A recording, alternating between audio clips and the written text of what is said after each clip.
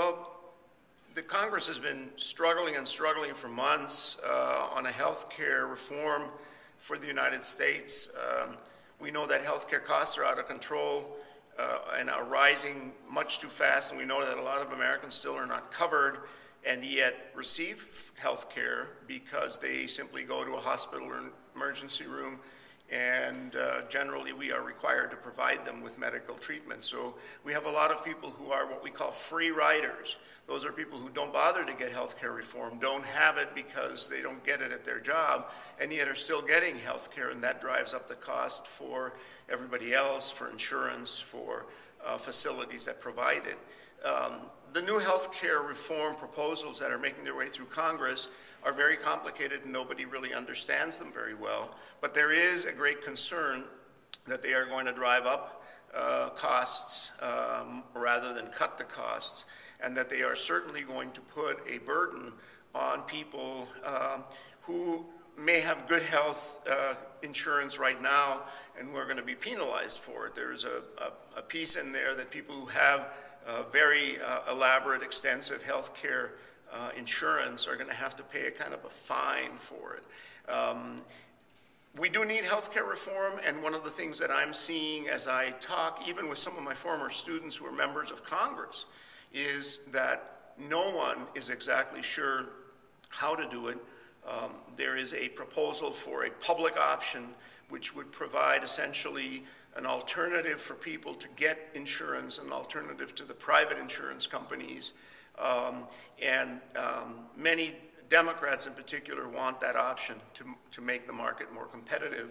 Others are saying that it will just create another big government program running an insurance company in all the 50 states. There are proposals to let states opt out if they don't want to have a public option. There are some examples of healthcare reform in places like Maine and Massachusetts in particular. They have passed extensive healthcare reform in their states.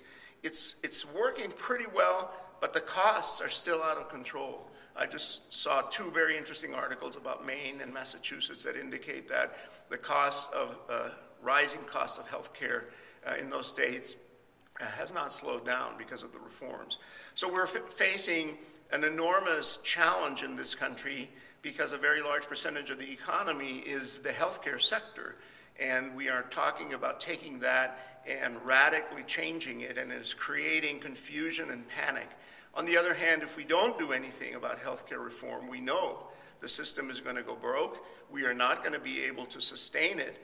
And we still have those 45 million people who are uncovered, which is not acceptable, even just from a humanitarian point of view, from a fairness point of view, because they are usually free riders, and also from a national security point of view. If a bioterrorist attack should occur, we don't want a lot of people outside the healthcare system. We know with the swine flu, H1N1, that a lot of people needed to be vaccinated, and that's certainly down the road in the future.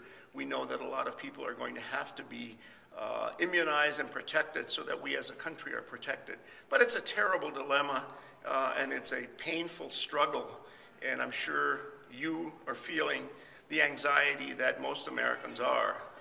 I think that we will get health care reform of some sort in 2010, and maybe it'll move us a little bit in the direction of reforming that system. But stay up and wait for the 11 o'clock news on that one.